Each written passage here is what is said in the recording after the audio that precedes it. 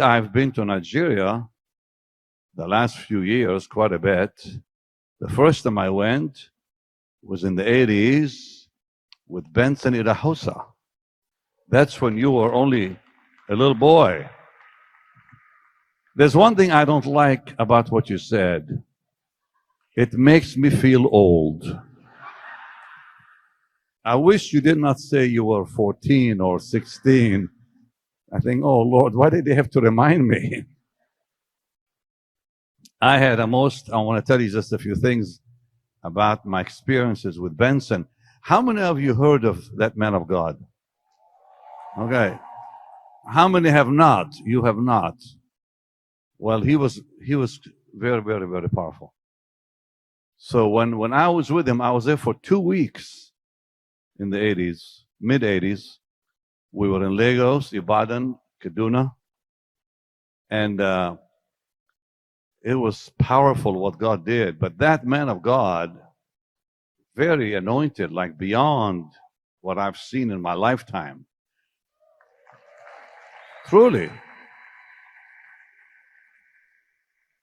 I had him come speak for me in Orlando, and he said, and I was just reminded by someone who saw the clip. He was preaching for me. He would wear these beautiful robes, and he gave me one every day. I looked like the Pope. One day it was a blue robe, the next day it was yellow, the next day it was green and yellow and blue. And it was wonderful because it was so hot in the meetings that all to do to get cool is just do this. Get some air flowing, you know. But Oral told me this now. I didn't see this part. But the president of Nigeria at the time had said to Benson, he said, we need rain. We have not had rain. Now, Oral Roberts was with him that day in Nigeria. And he said to the president, you will have rain in 2 hours. It had not rained for months. He said, you will have rain in 2 hours.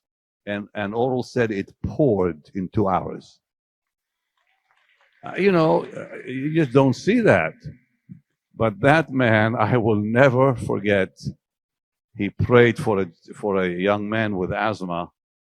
We were sitting at what is called you were with me, a phone center. A phone center is the old things where you put all the plugs in the old-fashioned stuff, So you had to wait a little while before you got a call. So this young man comes in, gets on his knees and says, Papa, I have asthma. And Benson said, open your mouth, and he did. And I never seen this in my life. He slapped that man. He says, you're healed. And he just slapped him like hard. Wham! And guess what? The asthma was gone. That was the first time I ever saw a man slap anybody, and they got healed. Wow. But anyways, he was bold in the Lord. But the most amazing thing we saw with him, Jim, come here a second. You were there. They probably won't even believe this one. Jim Sornero has been with me how many years now? December will be 37 years. He's a saint, this man. So we are flying to Kaduna. We get to the airport, and how many of us were together with him?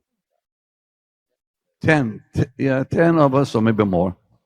He gets to the airport. Now, nobody has a ticket. Not one of us has a ticket. He gets to the airport. He stops the plane from flying out to Kaduna. A plane was ready to take off, full of passengers. He goes to the pilot. He says, you're not going anywhere. And he kicks all the passengers off the plane. Huh? He said, you, go. And they went. And they all went. He kicked them all off the plane. He says to us, come on, take the first class cabin. So we filled the first class cabin. And then he goes down, and there's a line of people had been kicked off by him. And he says, you go, you go, you go, you go, you go. And they fill the plane. Then he says, you go home. There was a few of them that could not get in. He looks at the pilot and says, now you can take off. I thought, what power this man has. He controls the airport. Things like that. So it was quite interesting, I must say. But he's in heaven now, and he left his impact on all of us.